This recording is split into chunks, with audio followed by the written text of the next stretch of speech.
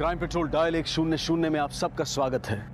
भारत आज दुनिया में सबसे तेज बढ़ती अर्थव्यवस्था में से एक है। पिछले एक साल में हिंदुस्तान का विकास 7% की दर से हुआ है और ये विकास पूरी तरह से भारत के शहरों पर निर्भर है। हमारे शहर आर्थिक पावर हाउस के रूप में उभर रहे हैं, लेकिन इस उन्नति में जब ये शहर यहाँ होने वाले अपराधों के लिए बदनाम होते हैं तो तरक्की की राह पर ये अपराध रोड़े की तरह महसूस होते हैं। हम अक्सर अपने आसपास के माहौल से प्रभावित होते हैं। दूसरों के प्रति हमारा बर्ताव हमारे आसपास के माहौल पर ही निर्भर करता है। लेकिन क्या कोई सामान्य माहौल में भी असामान्य बर्ताव कर सकता है? कहते हैं कि रात जितनी ज्यादा काली होती है, सितारों की चमक उतनी ही बढ़ जाती है। लेकिन जो लोग सिर्फ अंधेरे को कोसते रहते हैं, उन्हें यह चमक कभी दिखाई नहीं देती।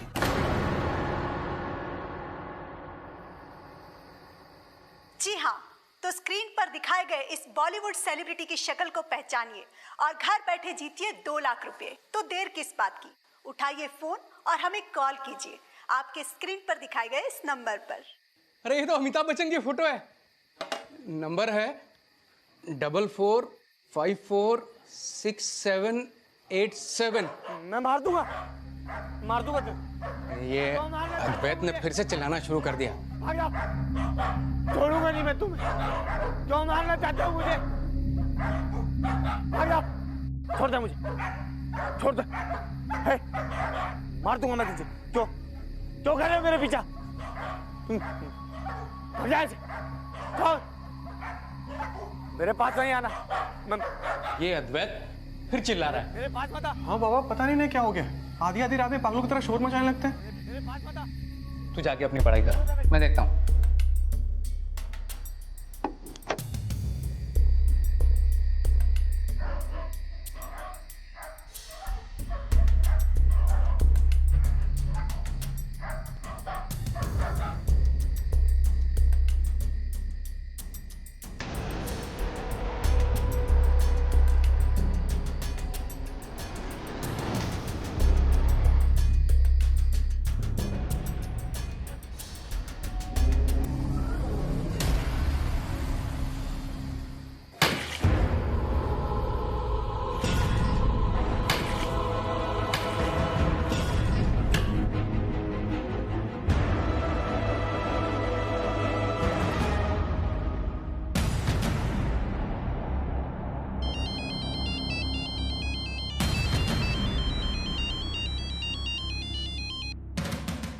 हेलो कृष्णकांत जी, नमस्ते। मैं सुबोध। हाँ नमस्ते सुबोध जी, कहिए। क्या आप हमारी बात अद्वैत से करवा सकते हैं? दरअसल उसका फ़ोन कल से स्विच ऑफ आ रहा है। हमने उसके 1-2 दोस्तों को भी कॉल किया, लेकिन उन लोगों को भी नहीं पता है कि अद्वैत कहाँ है। सुबोध जी, इसके बारे में मैं खुद आपसे आज बात करने वाला था। पिछले 5-7 दिन से अद्वैत बड़ा अजीब सा हो गया है। क्यों आ रहे मेरे पीछे? छोड़ दे मुझे, मार दूंगा मैं। उसके बाद कल रात से ही अद्वैत घर नहीं लौटा है। मैं 2 बार जाकर उसके कमरे को देख चुका हूँ, पर उसका कुछ पता नहीं है।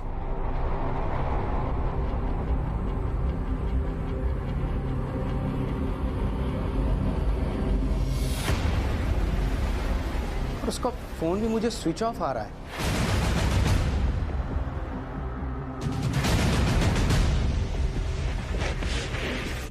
अद्वैत 27 साल का MBA ग्रेजुएट, एक प्राइवेट फर्म में असिस्टेंट मैनेजर और अपने माता पिता का एकमात्र सहारा।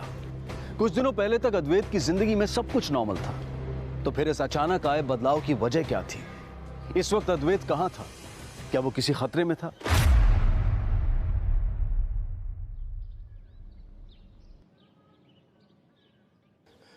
सर, कल से ही हमारे बेटे का फ़ोन स्विच ऑफ आ रहा है। देखिए, जवान लड़का है। आजकल के नौजवान घर में किसी को बिना बताए कहीं घूमने चले जाते हैं। आपका बेटा भी वापस आ जाएगा। नहीं सर, हर जगह इसे तलाश किया हमने। इसके दोस्तों को फ़ोन किया, ऑफिस में फ़ोन किया, पर इसका कहीं कोई पता नहीं है। सर, अद्वैत मेरे घर में ही भाड़े पे रहता है और वो रात को अक्सर 9 बजे तक घर वापस आ जाता है। साहब, कृष्णकांत जी बता रहे थे कि 1 हफ्ते से मेरा बेटा बहुत ज़्यादा परेशान था। हाँ सर, पता नहीं क्यों वो आधी रात को उठकर ज़ोर ज़ोर से चिल्लाने लगता था, और पिछले 7-8 दिन से तो उसका बर्ताव बड़ा ही अजीब सा हो गया था। अजीब सा मतलब? ऐसा क्या करता था? और आपके यहाँ कितने दिनों से रह रहा था? सर करीब 1.5 साल हो गया था। दरअसल मैं और सुबोध जी एक ही गांव से हैं और काफ़ी सालों से हमारी बहुत अच्छी जान पहचान है, इसलिए सुबोध जी ने उसे मेरे यहाँ भेजा था।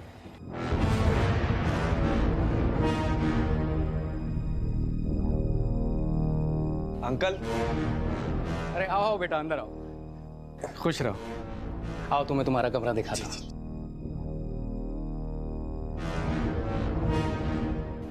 ये है तुम्हारा कमरा।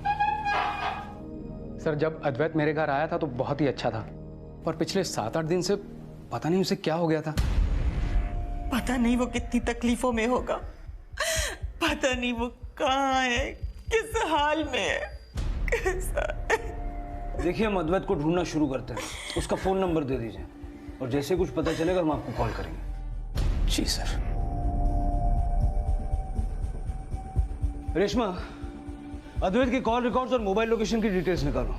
हमें उसके ऑफिस में उसके कलीग से भी बात करनी होगी कि उन्होंने इन पिछले दिनों में उसमें कोई ऐसा बदलाव देखा था क्या, और कृष्णकांत के पड़ोसियों से भी पूछताछ करनी होगी। सर इस केस में सबसे अजीब बात ये है कि इतना वेल एजुकेटेड लड़का जो MBA कर चुका है वो इस तरह से अजीब बर्ताव क्यों कर रहा होगा? क्यों आ रहे मेरे पीछे? छोड़ दे मुझे। रेशमा, उसकी लाइफ में डेफिनेटली कुछ ना कुछ ऐसा क्राइसिस था जिसके बारे में किसी को खबर नहीं थी। एक काम करो, अद्वैत की फोटो सारे पुलिस स्टेशन में सर्कुलेट कर लो, हमें उसे जल्द से जल्द ढूंढ निकालना होगा। सर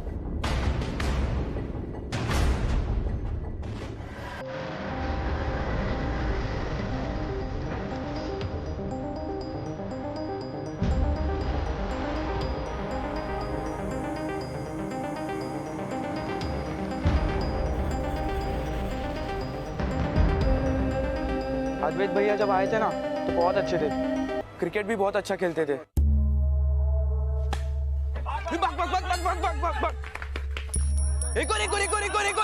वाह भैया क्या बात है। कितने का मैच लगाया था सामने वाले से? 100 रुपए का। जिता दिया ना। तेरे मोहल्ले की नाक कटने से बचा ली और शाम को पार्टी का जुगाड़ भी हो गया। हमको थैंक यू नहीं बोलोगे? Thank you? तुमने कौन सा हेलीकॉप्टर शॉट मारा है? शॉट नहीं मारा तो क्या हुआ, आपके बदले भागा तो मैं ना। पूरा 20 रन लिया हुआ आपके लिए, आप ले पाते? अरे भैया सॉरी, दोबारा खेलने के लिए बुलाना मत हमें। सॉरी भैया, मेरा वो मतलब नहीं था भैया। अगर कोई उनके पैरों के बारे में कुछ भी बोलता ना तो उन्हें बिल्कुल अच्छा नहीं लगता था, भले ही बोलने वाले ने उस इरादे से ना बोला हो। अब वो लंगड़ा कर चलते थे, उनके एक पैर में प्रॉब्लम था। सर अद्वैत मेरे अंडर में ही था, वो यहाँ पर असिस्टेंट मैनेजर की पोस्ट पर काम करता था, वो हमारे बेस्ट एम्प्लॉयज़ में से एक था। पिछले 6-7 दिनों में आपको लगा कि अद्वैत डिस्टर्ब था? सर पता नहीं, क्योंकि पिछले 1 हफ्ते से तो वो छुट्टी पर था। क्या आपने भी अद्वैत को रात में चिल्लाते हुए सुना था? हाँ मैडम, रात में किसी भी वक्त अद्वैत रात को चिल्लाने लगता था। क्यों आ रहे मेरे पीछे? छोड़ दो मुझे, मार दूंगा मैं मार दूंगा। सर जितना अच्छा उसका दिमाग था उतना ही अच्छा उसका दिल भी था, वो हमेशा सबकी मदद करता था। हाँ सर, और मुझसे तो काफ़ी हंसी मजाक करके बात किया करता था। मुझे नहीं लगता कि किसी चीज़ को लेकर वो परेशान हो सकता है। मैं बड़े अजीब से हो गए थे अद्वैत भैया, मुझे लगता है पागल हो गए थे, बहुत तरस आता था उन पर मुझे। अद्वैत को कोई बुरी आदत थी, शराब सिगरेट वगैरह? ऐसा तो कोई नशा नहीं करते थे मैम। तो इसका मतलब सिर्फ रात को शोर मचाने के अलावा अद्वैत ऐसा कुछ भी नहीं करता था जिससे किसी को कोई तकलीफ हो। अद्वैत का कमरा कहाँ है?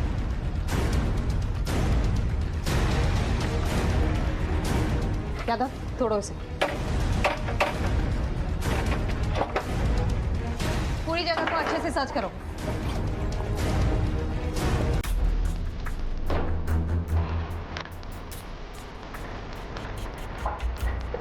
मैडम ये देखिए,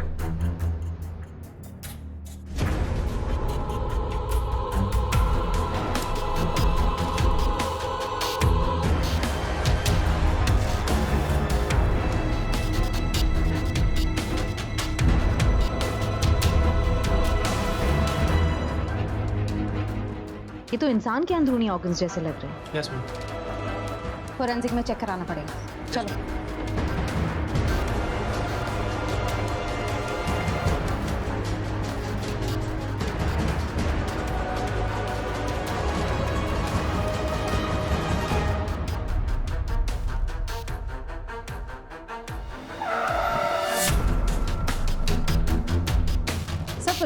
ऑर्गन की जांच कर रही है, लेकिन एक सरप्राइजिंग बात सामने आई। फोरेंसिक टीम का कहना है कि किसी एक्सपर्ट सर्जन ने ऑर्गन्स को बड़ी सफाई से ऑपरेट करके एक ऐसे सोल्यूशन में रखा है जिसमें ऑर्गन्स ट्रांसप्लांट करने से पहले प्रिजर्व किया जाता है।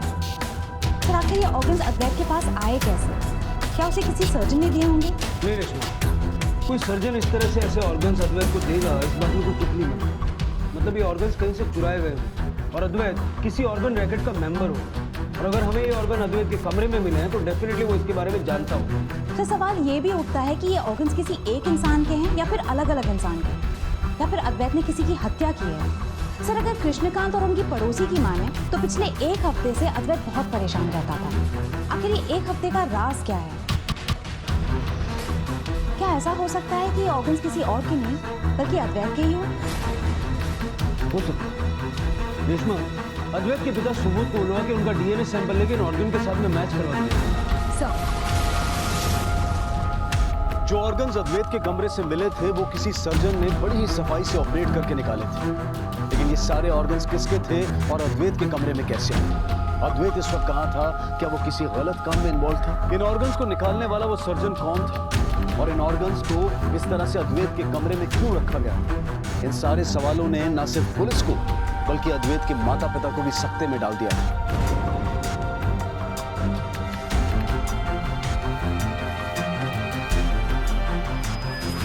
देखिए मैडम, वो हमारा बेटा नहीं हो सकता। हमारा बेटा जिंदा है, उसे जल्द से जल्द ढूंढिए। पता नहीं वो किस मुसीबत में होगा। इस वक्त हम भी श्योर नहीं है कि वो ऑर्गन्स अद्वैत के हैं या किसी और के हैं। अगर वो ऑर्गन्स अद्वैत के नहीं भी है तो हो सकता है कि आपका बेटा उन ऑर्गन्स के खरीद फरोख्त में शामिल हो। नहीं मैडम, ऐसा नहीं हो सकता। मेरा बेटा ऐसा कभी नहीं कर सकता। वो ऐसा कोई गलत कदम नहीं उठा सकता मैडम। उसे जरूर कोई फंसाने की कोशिश कर रहा है। वो तो मेहनत करके कमाने वालों में से है मैडम। वो ऐसा नहीं कर सकता है। हम आपका दुख समझ सकते हैं मैडम, लेकिन हम इस केस को अपने तरीके से इन्वेस्टिगेट कर रहे हैं। आपके बेटे के कमरे से इंसान के अंदरूनी ऑर्गन्स मिले हैं। अब जब तक हमें ये नहीं पता चल जाता कि वो किसके हैं और आपका बेटा कहाँ है, हम कुछ नहीं कह सकते।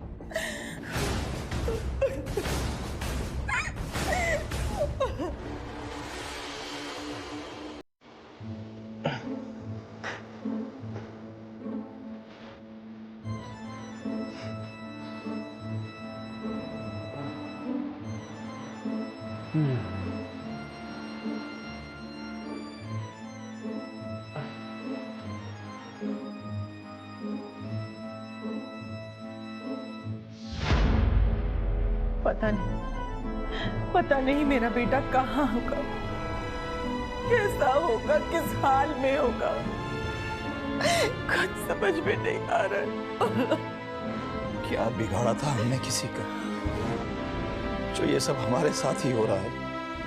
पर हमारी समझ में एक बात नहीं आ रही है कि ये ह्यूमन ऑर्गन्स अद्वैत के कमरे में कहां से आ गए?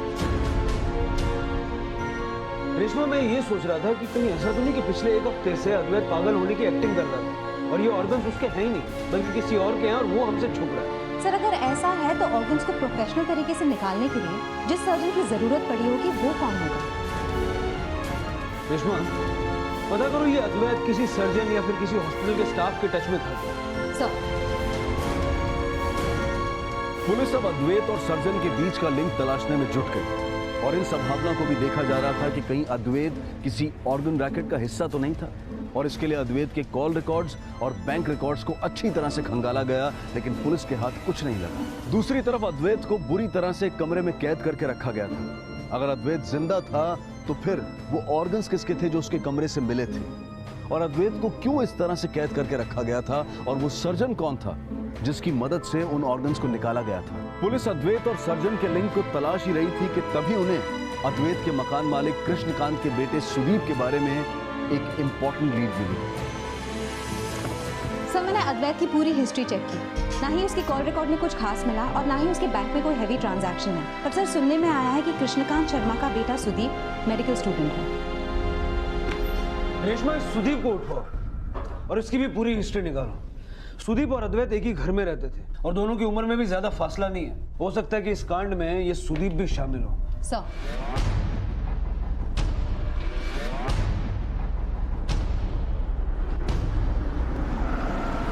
अरे ये आप लोग सुदीप को कहाँ लेकर जा रहे हैं? क्या है मेरे बेटे ने?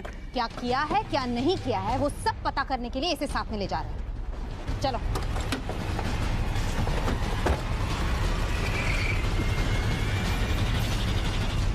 तो डॉक्टर बनना चाहते हो? हाँ सर, MBBS की पढ़ाई कर रहा हूँ।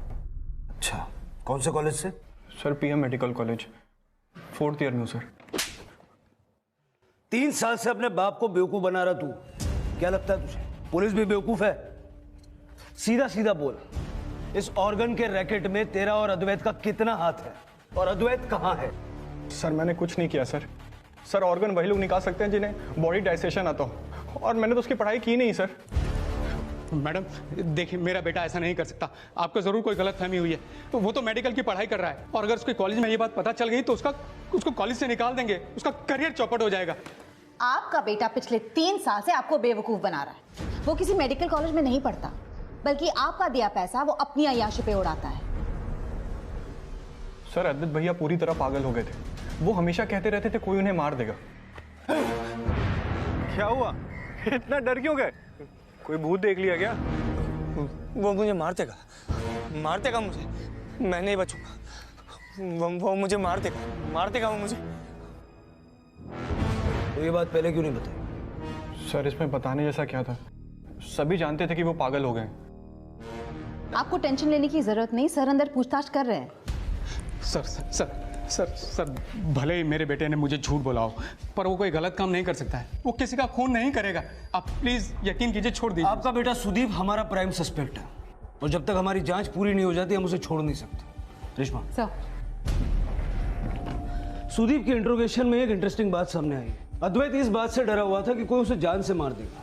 लेकिन सर, अद्वैत की जान को आखिर किससे खतरा हो सकता है? मे बी अद्वैत ने किसी को जान से मार दिया हो और कोई इस बात का उससे बदला लेना चाहता हो। और सर, अगर अद्वैत ने किसी को मारा है तो फिर उसकी जान पहचान में जरूर कोई मिसिंग होगा। सर एक काम करते हैं, अद्वैत के पिछले हफ्ते का रूटीन दोबारा अच्छे से खंगालते हैं। यू आर राइट रेशमा, और अद्वैत के जितने भी नजदीकी हैं सबको अपने रडार पे रखो। सर पुलिस अब इस थ्योरी पर भी काम करने लगी कि कहीं अद्वैत से जुड़ा कोई शख्स मिसिंग तो नहीं था, जिसकी हत्या शायद अद्वैत के हाथों हुई हो और जो ऑर्गन्स उसके कमरे से मिले वो उसी इंसान के हों। और इसके लिए पुलिस ने अद्वैत के पिछले 1 हफ्ते के कॉल रिकॉर्ड्स और उसके मूवमेंट्स को चेक करना शुरू किया और उन सभी लोगों से मुलाकात की जो उसके संपर्क में आए थे। और वहीं अद्वैत के माता पिता अद्वैत को ढूंढने की हर मुमकिन कोशिश कर रहे थे।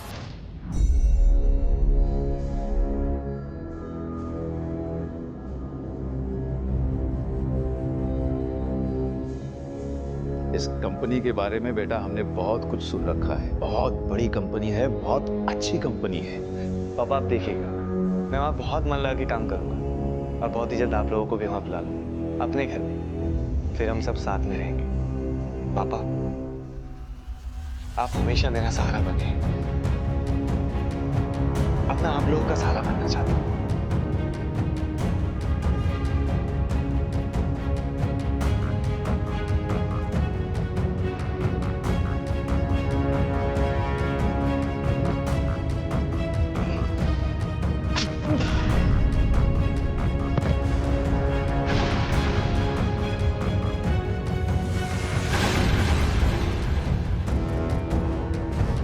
जितने भी नाम मिले थे मैंने सबसे बात की, सब सही सलामत है। सर दूर दूर तक कोई ऐसा शख्स नहीं है जो मिसिंग या डेड है। फिर ये ऑर्गन्स किसके हैं? हेलो, क्या? अच्छा ठीक है। सर फोरेंसिक टीम का कहना है कि वो सारे ऑर्गन्स के DNA सेम हैं, मतलब ऑर्गन्स एक ही शख्स के हैं। लेकिन शख्स अद्वैत नहीं हो सकता क्योंकि वो ऑर्गन्स को निकाले तकरीबन 7 से 10 दिन का समय हो चुका है। रेशमा, अगर ये ऑर्गन्स अद्वैत के नहीं है तो फिर किसके हैं? और अद्वैत कहाँ है? क्या अद्वैत ने किसी को मार कर ये ऑर्गन्स इस तरह निकाल कर संभाल कर रखे थे? क्या मुझे ऑर्गन का रैकेट चला रहा है? पुलिस पूरी शिद्दत से अद्वैत को तलाशने में जुटी हुई थी और अद्वैत के माता पिता दिन रात इसी फिक्र में डूबे जा रहे थे कि आखिर उनका बेटा किस हालत में और कहां होगा। सुदीप के खिलाफ पुलिस को ऐसा कोई सबूत नहीं मिला था जिसकी बिना पर वो उसे अपनी कस्टडी में रख पाते, और मजबूरन उन्हें सुदीप को रिहा करना पड़ा। बेटा तुम्हें पता है कि अद्वैत कहाँ है? कुछ भी जानते हो उसके बारे में तो हम हाथ जोड़ते हैं, बता दो कहाँ है। भाई साहब ये आप क्या कह रहे हैं? सुदीप को कैसे पता होगा कि अद्वैत कहाँ है? अरे जब से हम आए हैं तब से यही सुन रहे हैं कि सुदीप को क्या पता होगा। अगर इसे नहीं पता होगा तो और किसे पता होगा। और भाई साहब उसे हमने आपके पास रहने के लिए भेजा था। आप ही लोग तो जानते होंगे ना कहाँ है अद्वैत हमारा। बताइए आप, बताइए आप जानते हैं कहाँ है हमारा अद्वैत? जानते हैं आप कहाँ हमारा बेटा? अरे बताइए ना। जानते हैं हमारे बेटे को? देखा है कहीं उसे? कहाँ है? देखा है तो बताओ कहाँ है वो? कहाँ है? भाई साहब कुछ भी जानते हो तो बता दीजिए, हम हाथ जोड़ रहे हैं। अद्वैत ये आप क्या कर रहे हैं? शांत हो जाइए। कहाँ से लाए अद्वैत को?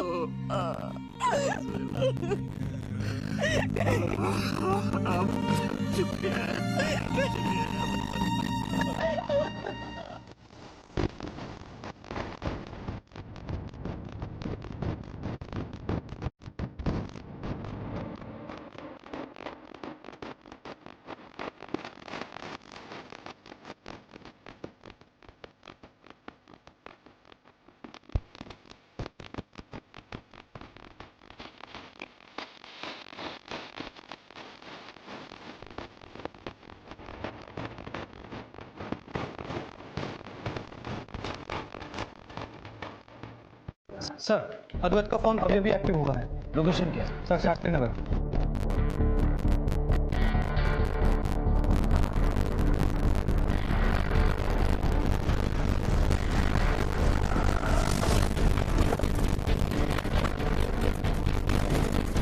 सर इस फोन का लोकेशन नहीं मिला। इस फोन को ढूंढते ढूंढते जब मैं यहाँ आया तो ये फोन इस आदमी के पास था। साहब वो फोन मुझे एक जगह मिला था साहब। मैंने चालू किया तो चालू हो गया। मैंने सिम कार्ड डाला इस्तेमाल किया था साहब। गलती हो गई साहब। हाँ मिला तो वो आगे वाली बात चली कर मिला था।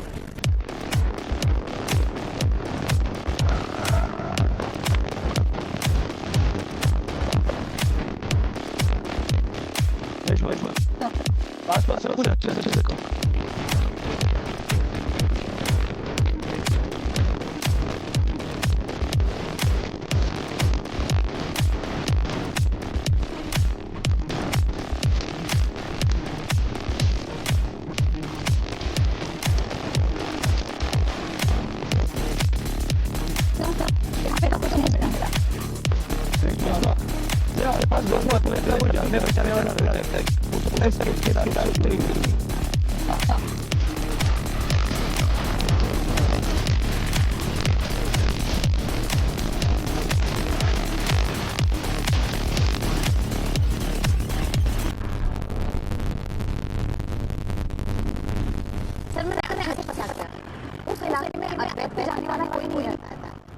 आखिर माजरा क्या क्या? अद्वैत का फोन वहाँ कैसे आया होगा? और अद्वैत कहाँ है?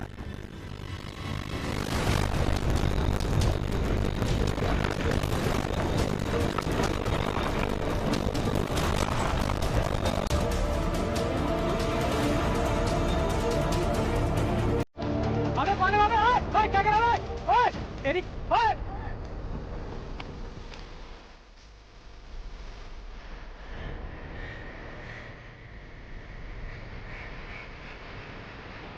Hello police.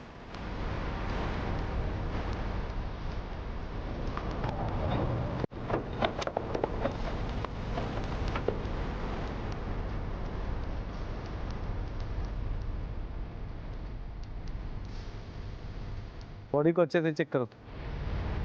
क्या तुम दोनों में से किसी ने उसका चेहरा देखा था? नहीं सर, वो हमें देखते ही भाग गया।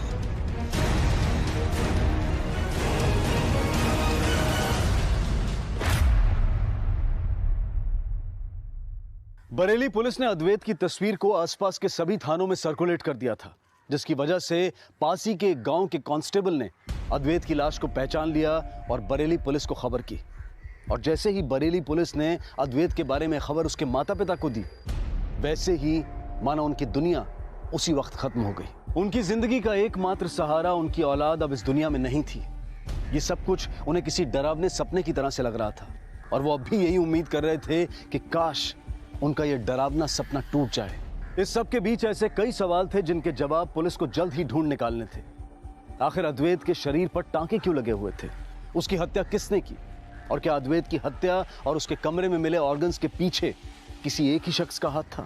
जो लोग अद्वैत की लाश को जलाने आए थे वो कौन थे? और इन्हीं सवालों के बीच में पोस्टमार्टम रिपोर्ट में एक चौंका देने वाला खुलासा हुआ। सर, ये रहे अद्वैत के पोस्टमार्टम की रिपोर्ट। सर, पोस्टमार्टम के मुताबिक अद्वैत को मारने से पहले उसके सारे ऑर्गन्स निकाल लिए गए थे। सर, बॉडी में ढेर सारे न्यूज़पेपर्स मिले हैं। हत्यारे ने ऑर्गन्स निकाल के न्यूज़पेपर्स ठूस-ठूस के अंदर भर दिए हैं। रेशमा, अभी एक नहीं बल्कि 2 मर्डर्स का मामला है और 100% इन दोनों हत्याओं में कोई सर्जन इन्वॉल्व है। सर, क्या ऐसा हो सकता है कि अद्वैत किसी ऑर्गन रैकेट में इन्वॉल्व हो और जब हमें उसके घर से ऑर्गन्स मिले तो उसके गिरोह के लोगों ने उसे मार दिया हो? शायद उन्हें डर था कि अद्वैत की वजह से उनका कवर ब्लो हो जाएगा, क्योंकि गौर करने वाली बात यह है कि अद्वैत की मौत तब नहीं हुई थी जब वो गायब हुआ था। अद्वैत की मौत बस कल सुबह हुई है। रेशमा, इस वक्त हमारे सामने 3 बड़े सवाल हैं। पहला, जो ऑर्गन हमें मिले वो किसके हैं? दूसरा, जो सर्जन इस केस में इन्वॉल्व है वो कौन है? तीसरा, अद्वैत को क्यों और किसने मारा? एक काम करो, पिछले 3 महीनों में अद्वैत ने जिन जिन के साथ बातचीत की है सबके बारे में पता लगाओ और सबसे मिलो। उनसे पूछो कि अद्वैत का उनसे क्या कनेक्शन था। सर,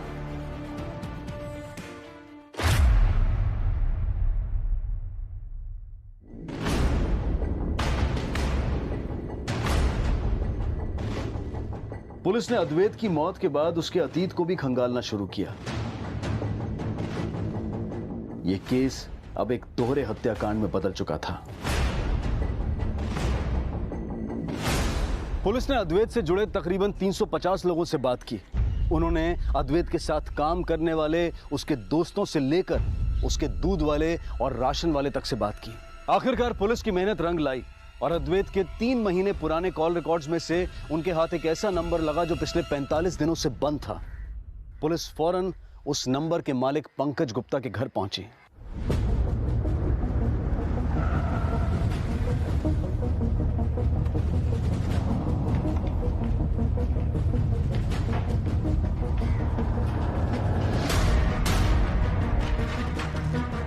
सर, पंकज गुप्ता का एड्रेस तो यही लिखा है, लेकिन यहाँ तो ताला लगा हुआ है और पिछले 1.5 महीने से उसका मोबाइल भी ऑफ है। इस घर का मकान मालिक कौन है? आपकी आखिरी बार पंकज से कब बात हुई थी? यही करीब 2 महीने पहले, जब घर का डिपॉजिट और रेंट दिया था।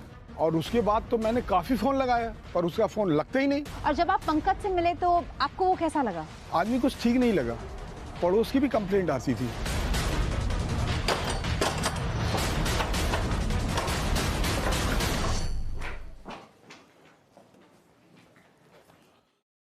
सब तरफ देखो।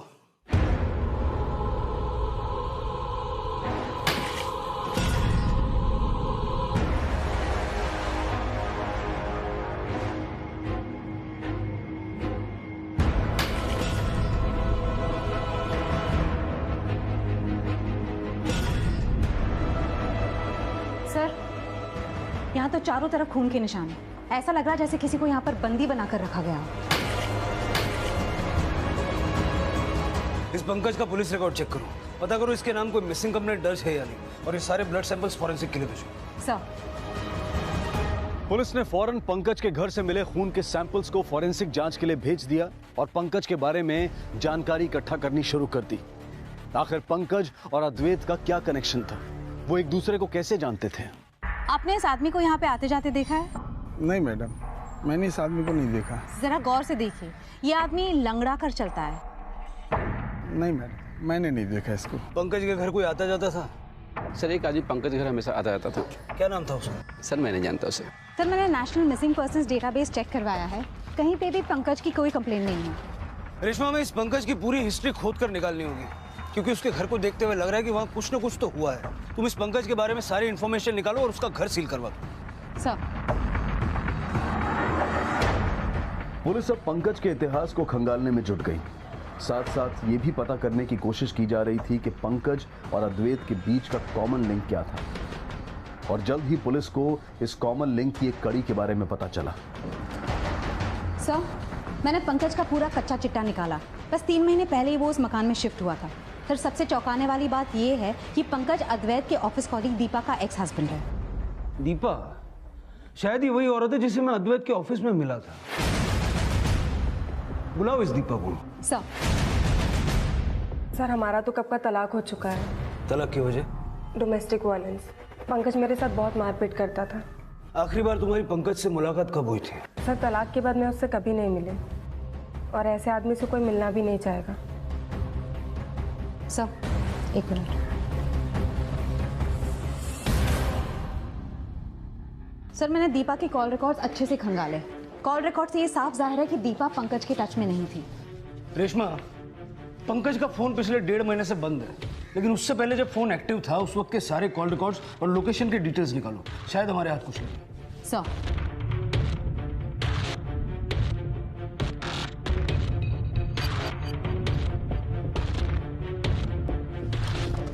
सर ये रहे पंकज के कॉल रिकॉर्ड्स और लोकेशन डिटेल्स। सर जब मैंने ये डिटेल्स दीपा के डिटेल से टैली किए तो पता चला कि पंकज दीपा को फॉलो कर रहा था। सर जिस भी एरिया में दीपा के फोन का मूवमेंट होता पंकज उस एरिया जाता। पंकज दीपा को हर जगह फॉलो कर रहा था, ऑफिस से लेके कॉफी शॉप से लेके घर तक। और सर ये रहे पंकज के घर से मिले खून के DNA reports. Sir DNA reports के मुताबिक खून किसी और का नहीं बल्कि अद्वैत का ही है। व्हाट? क्या इस केस में कोई ट्रायंगल है क्या? कहीं ऐसा तो नहीं कि पंकज से तंग आके अद्वैत के हाथों दीपा ने उसे मरवा दिया और मतलब निकल जाने के बाद उसने अद्वैत को भी जान से मार दिया? दीपा अद्वैत और पंकज दोनों से कनेक्टेड थी, एक गायब है और दूसरा मर चुका। जरा पता करो इस दीपा का कनेक्शन किसी मेडिकल प्रैक्टिशनर के साथ है क्या, और ये भी पता लगाओ कि दीपा और अद्वैत का कोई चक्कर था क्या। सर पुलिस के सामने अब कई सवाल थे। पंकज के घर में अद्वैत का खून कैसे आया? अद्वैत के कॉल रिकॉर्ड्स में पंकज का नंबर क्यों था? पंकज अपनी एक्स वाइफ दीपा को डिवोर्स के बाद भी क्यों फॉलो कर रहा था? पुलिस ने इस ट्रायंगल को समझने के लिए सबसे पहले अद्वैत और दीपा के रिश्ते को समझने की कोशिश की। दीपा और अद्वैत कितने क्लोज थे? मतलब क्या आप लोगों को लगता है कि उन दोनों के बीच में कोई चक्कर चल रहा हो? वो दोनों सिर्फ अच्छे दोस्त थे। पुलिस ने जितने भी लोगों से बात की सभी ने दीपा और अद्वैत के रिश्ते को दोस्ती तक ही सीमित बताया और उनके बीच किसी भी तरह के गहरे रिश्ते के होने की बात को नकारा। और साथ ही यह भी सामने आया कि दीपा किसी भी सर्जन या मेडिकल प्रैक्टिशनर के संपर्क में नहीं थी। सर मैंने दीपा के बारे में काफी कुछ पता किया। ऑफिस से रिपोर्ट क्लीन है, बाकी की चीजें भी चेक की, वो किसी भी सर्जन के टच में नहीं थी। रेशमा आखिर ये सिनेरियो है क्या? हम जिस भी गली में जा रहे हैं हमें एक डेड एंड मिल रहा है। आखिर पंकज कहाँ है और अद्वैत को किसने मारा?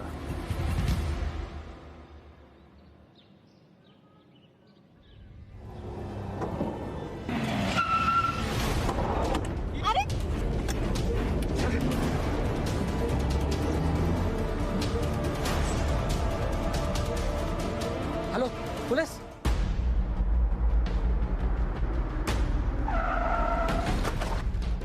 सर मैंने ही आपको फोन किया था। सर सिल्वर कलर की गाड़ी यहाँ आकर अचानक रुकी और एक लड़की को उठा कर ले गई। गाड़ी का नंबर याद है? सर जल्दबाजी में कुछ देख नहीं पाया, लेकिन सर लास्ट के 2 नंबर याद है। क्या? 59 था सर। रेशमा सारे सीसीटीवी चेक करो और आरटीओ से भी कोऑर्डिनेट करो। जितने भी सिल्वर गाड़ियां जिनका एंड का नंबर 59 है सबकी लिस्ट मंगो। सर कौन हो सकता है जिसने उस औरत को किडनैप किया और क्यों?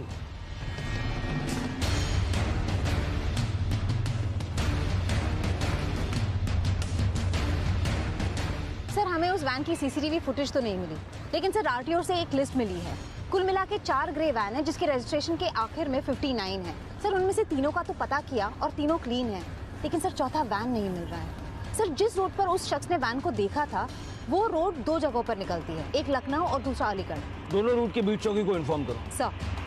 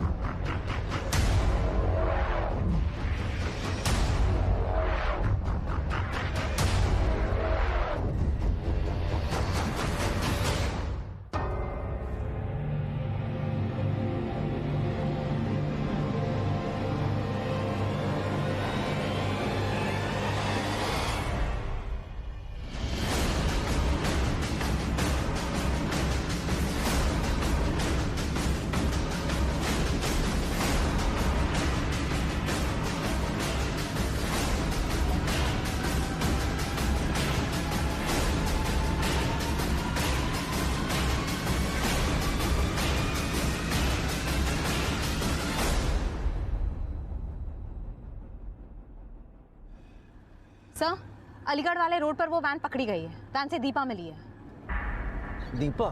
Yes sir. सर दीपा मेरी बहन है। किडनैप क्यों किया? सर दीपा ने मुझसे 5 लाख रुपए उधार लिए थे, वो वापस नहीं दे रही थी, इसलिए मैंने उसे उठाया। मेरी ही गलती है मैडम। मैंने ज़रूरत पड़ने पर मोहित से पैसे तो लिए थे, पर मैं उसे वो पैसे लौटा नहीं पाई। और जो कुछ भी हुआ उसके लिए मैं उस पर कोई पुलिस केस नहीं करना चाहती, क्योंकि ये हमारे घर का मामला है। मोहित मेरा भाई है। रेशमा, ये बात कुछ मेरे गले नहीं उतर रही। कुछ तो है जो दीपा हमसे छुपा रही है। एक काम करो, इस मोहित की सारी हिस्ट्री खंगाल डालो। चीजें अभी भी साफ नहीं है। Yes sir.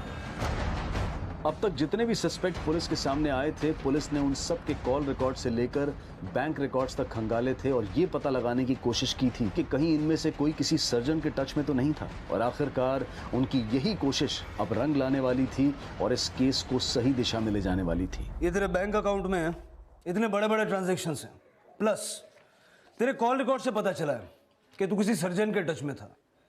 अब भलाई इसी में है कि सीधा सीधा सब कुछ बोल दें, वरना उल्टा लटका के इतना मारूंगा कुछ बोलने लायक नहीं रहेगा।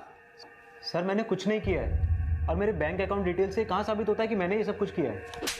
सर शर्मा! सर यही आदमी है जो पंकज के घर हमेशा आया करता था।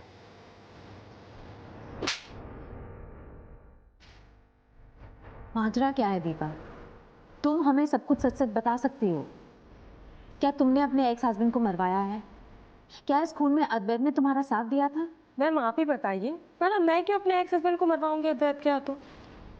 सर हमने कुछ नहीं किया, गलत आदमी पे शक कर रहे हैं। यादव, इसकी तब तक खातिरदारी करो जब तक ये सच नहीं बोलता। सर रेशमा, जिस सर्जन के साथ ये टच में था उसका नंबर ट्रेस करो। वो ना हो ये वही सर्जन है जिसने अद्वैत के ऑर्गन्स और उसके कमरे में मिले ऑर्गन्स निकाले होंगे। Yes sir. मोहित जिस सर्जन के कांटेक्ट में था उसकी फोन लोकेशंस और मूवमेंट्स को ट्रेस किया गया और जल्द ही एक बड़े रैकेट का खुलासा होने वाला था।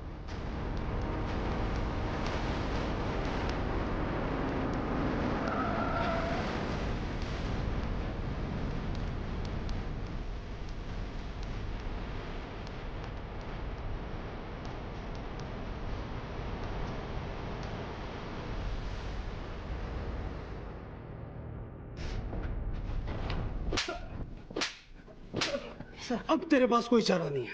अब अगर मुंह नहीं खोला ना तो कभी नहीं खोल पाएगा, समझा? सर वो पंकज अपनी बीवी के चक्कर में उस घर में शिफ्ट हुआ था। उसे शक था कि दीपा और अद्वैत का चक्कर है। मैं अक्सर उसके घर मिलने जाया करता था। सर वो दिन रात मुझसे कहता था कि मैं उसकी मुलाकात अद्वैत से करवा दूं। वो उसे उकसाया करता था झगड़ा करने के लिए, लेकिन अद्वैत उसकी किसी भी बात का जवाब नहीं देता था। फिर एक दिन क्या रे लंगड़े, तो ही है ना आजकल जो मेरी बीवी के साथ घूम रहा है? बहुत दिन से देख रहा हूँ तू मेरा पीछा कर रहा है। पीछा करना छोड़ दे। ज्यादा बन मत। तेरा दीपा के साथ चक्कर चल रहा है ना? चल तो नहीं रहा, और चल भी रहा होगा तू मेरा क्या बिगाड़ देगा? और वैसे भी औरतों पे हाथ उठा के तो अपने आप को मर्द बनता है। चल निकल। मेरी मर्दानगी के बारे में दीपा से पूछ जाके, समझा? चुपचाप साइड हट जा वरना दुनिया से हटा दूंगा। एक टांग से लंगड़ा है ना तू, दोनों टांगे तोड़ के घर बैठा दूंगा हमेशा के लिए, समझा? किसको बोला? तुझे बोला बे।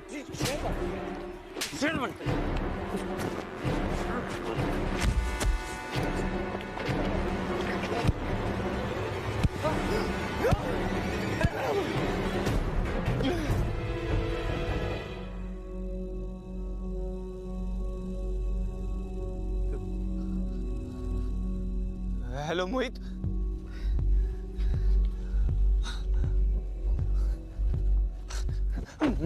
क्या कर दिया तूने? मैंने देखा कि पंकज की बॉडी पड़ी है। जब मैंने चेक किया तो पंकज की सांसें चल रही थी। मेरे दिमाग में आइडिया आया कि मैं इससे ढेर सारे पैसे कमा सकता हूँ उसके ऑर्गन्स बेचकर। इसलिए मैंने झूठ बोल दिया अद्वैत से कि वो मर चुका है, और मैंने अद्वैत को वहाँ से जाने के लिए बोला। फिर मैं पंकज की बॉडी डॉक्टर के पास ले गया। हेलो, हाँ बस 10 मिनट हुए मेरे को निकाल के, 5 मिनट में पहुंच रहा हूँ। क्या? हमारे सर्जन ने मुझे फ़ोन किया और बोला कि प्लान फेल हो गया है, अब वो ये ऑर्गन्स नहीं ले सकते। मुझे मजबूरन ये ऑर्गन्स कहीं छुपाने थे। सर अद्वैत का घर पास में था, और मुझे ऑर्गन्स ठिकाने लगाने थे। मैंने उससे झूठ बोलकर वो बॉक्स उसके घर में रख दिया।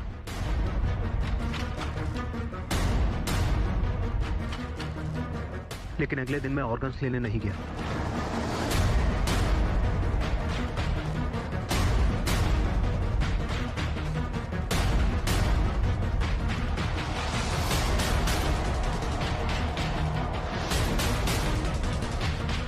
अद्वैत ने वो ऑर्गन्स देख लिए और वो पागलों की तरह बिहेव करने लगा। मैंने सोचा कि क्यों ना एक तीर से दो शिकार किए जाए, और इसलिए मैं उसे और डराने लगा। तुम्हारे मेरे पीछे, छोड़ दो मुझे, मार दूंगा मैं। लेकिन उसके बाद आपको उसके घर से पंकज के ऑर्गन्स मिल गए और आप उसी पर शक करने लगे। फिर जब अद्वैत मुझसे मिलने आया तो मैंने उसे अगवा कर लिया, उसकी बॉडी से ऑर्गन्स निकालकर बेचने के लिए।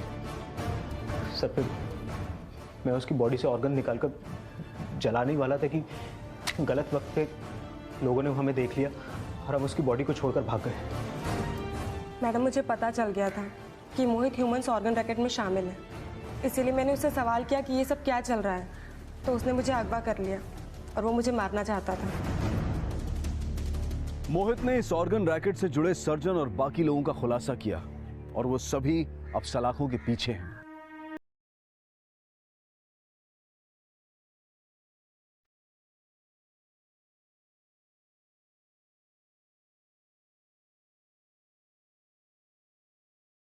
पंकज के स्वभाव ने पहले उसे उसकी पत्नी से अलग किया और फिर उसका यही स्वभाव उसकी मौत का कारण बना। अद्वैत बड़े आराम से अपनी जिंदगी में अपने लक्ष्य की तरफ आगे बढ़ रहा था। किसी भी गलत काम से उसका कोई कनेक्शन नहीं था, लेकिन वो बेवजह ही मारा गया। अद्वैत के माता पिता अब भी इस बात को स्वीकार नहीं कर पा रहे थे कि उनका बेटा अब इस दुनिया में नहीं है। कभी कभी हमारी गलती ना होते हुए भी हम किसी ऐसे जाल में फंस जाते हैं जहां बेवजह ही हमें किसी दूसरे की करनी का फल भुगतना पड़ता है। इस केस में दीपा को भी उतना ही बड़ा गुनहगार माना जाएगा जितना कि उसके भाई मोहित को, क्योंकि अपराध करना ही नहीं बल्कि उसे छुपाना भी एक जुर्म है।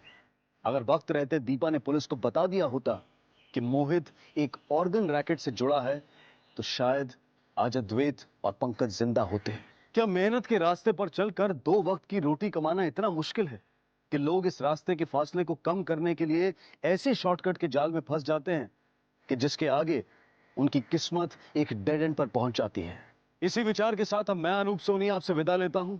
फिर मुलाकात होगी अगले एपिसोड में एक और चौंका देने वाले केस के साथ।